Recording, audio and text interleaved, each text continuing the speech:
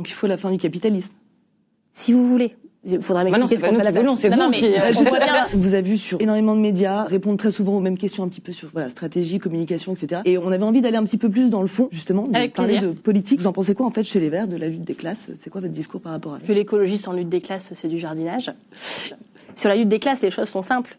On est tous d'accord ici pour se dire qu'il n'y aura pas de transition écolo sans justice sociale, parce que la transition écolo sera juste ou ne sera pas. Que les premières victimes j'allais dire du changement climatique, mais des autres crises aussi, de l'effondrement de la biodiversité, des maladies environnementales, c'est toujours les plus précaires.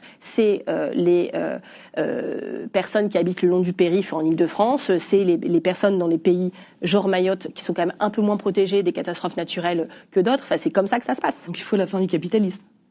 Si vous voulez. Il faudra m'expliquer ce qu'on fait la fin.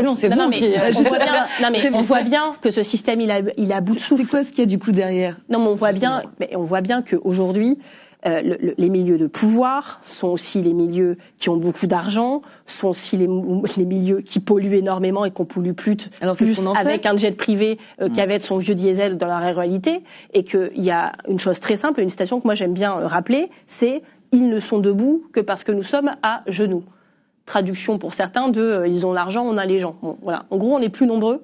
Oui, mais au-delà des petites phrases, celles et ceux du coup, qui veulent sur un plateau différent. Non, mais celles et ceux qui veulent nous faire croire et je l'entends beaucoup, que l'écologie c'est un truc de riche, que l'écologie c'est pour les grandes villes. Ah bon? Première nouvelle.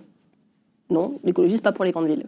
Et c'est pas vrai d'ailleurs qu'on a des maires que dans les grandes villes, comme je l'entends parfois dans certains médias. On a 100 maires en France, il se trouve qu'il y en a 6 ou 7 qui sont dans des villes très connues, donc ils sont plus connus que d'autres. On a 100 maires écolos en France, d'où dans des villages de 200 habitants. L'écologie, c'est pour tout le monde, partout, tout le temps. Et celles et ceux qui veulent nous faire croire que l'écologie, c'est un privilège pour les riches, que ça doit être fait comme ci ou comme ça, que l'écologie, c'est un bobo à vélo, cette caricature, elle court, et ben en fait, ils ont tort. Moi, j'ai grandi dans le bassin minier du Pas-de-Calais, je peux vous dire que les gens, ils ont autant de droit à l'écologie quand ils ont grandi entre deux terris au-dessus d'anciennes galeries de charbon, qui crèvent du plomb dans le sol de Métal Europe, qu'ils n'ont pas accès de la bouffe saine, qu'ils n'ont pas accès à un air sain, qu'ils ont la ligne de tension qui passe en dessous et que quand on doit, parce que c'est le dossier du moment, installer une déchetterie de déchets ultimes très toxiques dans tout l'Hauts-de-France, on se dit « Ah bah tiens, on va la mettre là, c'est déjà dégueulasse ». Moi, je suis née dans un territoire où le jour de ma naissance, j'avais encore rien fait, j'avais déjà 5 ans d'espérance de vie de moins qu'un Parisien, juste parce que j'étais née là. Et donc, je prends pas de leçons de plateau sur la lutte des classes, ce truc. C'est ma vie, c'est pour ça que je me suis engagée. Parce que c'était pas juste, parce que chez moi, on meurt de la précarité, on meurt de l'environnement, et que tout le monde s'en fout, parce que c'est dans un endroit où les gens sont pauvres. C'est comme ça.